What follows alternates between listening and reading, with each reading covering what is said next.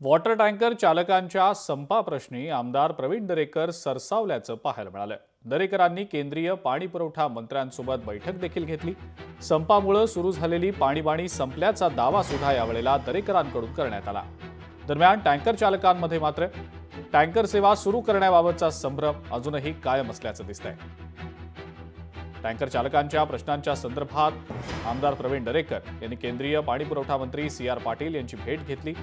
त्यांच्यात सकारात्मक बैठक देखील झाली आणि त्यानंतर संपावर तोडगा निघाल्याचा दावा दरेकरांनी केला। पूर्णपणे मार्ग निघालेला आहे। NOCची जी अडचण होती ती केंद्रीय जलशक्ती मंत्र्यांनी दूर केलेली आहे। निश्चितच त्या ठिकाणी असोसिएशनच्या पदाधिकाऱ्यांचं समाधान झालेलं आहे।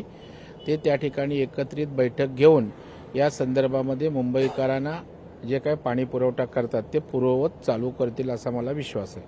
तसं पाहायला गेलं तर हा काही विषय नवीन नाहीये। गेल्या 3 वर्षांमध्ये या टँकर असोसिएशननी संप पुकारलेला आहे। 2-3 वेळा मी देखील अपील केल्यानंतर त्यांनी सरकारबरोबर बोलणी केली।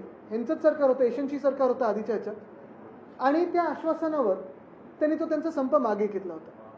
तसं पाहायला गेलं तर त्यांच्या मागण्या काही ठराविकच आहेत, जास्ती काही मागण्या नाही आहेत। जर पुढच्या 48 तासात हा प्रश्न सुटला नाही तर आम्ही शिवसेना उद्धव बाळासाहेब ठाकरे पक्ष म्हणून आणि मुंबईकर म्हणून प्रत्येक वॉर्ड ऑफिसवर आम्ही मोर्चा काढल्याशिवाय थांबणार नाही। आणि त्या तिकडच्या स्थानिक वॉर्ड ऑफिसरला विचारणार की ही जबाबदारी महानगरपालिकेची होती, ती जबाबदारी तुम्ही पूर्ण का नाही पार पाडली? कारण मुंबई महानगरपालिकेला पत्र हे असोसिएशनचं, टँकर असोसिएशनचं पत्र मागच्याच आठवड्यात दिलं गेलं होतं।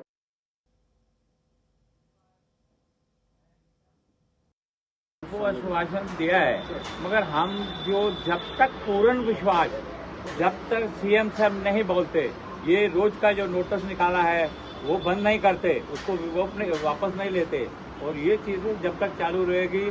जो मुद्दा है CGWA का, वो जो 400 मीटर 200 मीटर का है वो नहीं चाहिए हमको।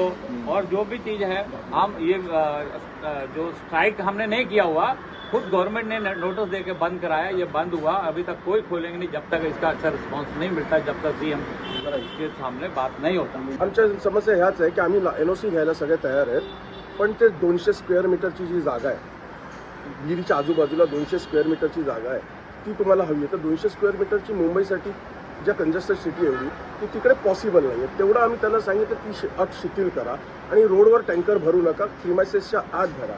तर प्रिमायसेसच्या आतमध्ये त्यांच्या स्वतःच्या गाड्या उभ्या करायला जागा नसतात, तर कुठे आम्हाला आम्ही रोडवरच भरू शकतो। आतमध्ये कुठल्या प्रिमायसेसमध्ये जाऊ शकत नाही एवढे मोठे टँकर। त्या 2 अटी शिथिल झाल्या तर बाकी आम्हाला सगळं मान्य आहे। आमचं असं म्हणणं आहे की हा कायदा जर भारतासाठी केला असेल तर फक्त मुंबईला टार्गेट त्यांनी का करावं? बाहेर अशी परिस्थिती नाही, बाहेर कुठे नाहीये। ठाण्याला गाड्या चालू आहेत, पनवेलला चालू गाड्या आहेत, पुण्याला चालू गाड्या आहेत, आणि कोणी मेर रोडला पूर्ण चालू आहेत। इव्हन आमच्या गाडी उभे राहिल्यामुळे ते लोक इकडून पाणी सप्लाय करत आहेत।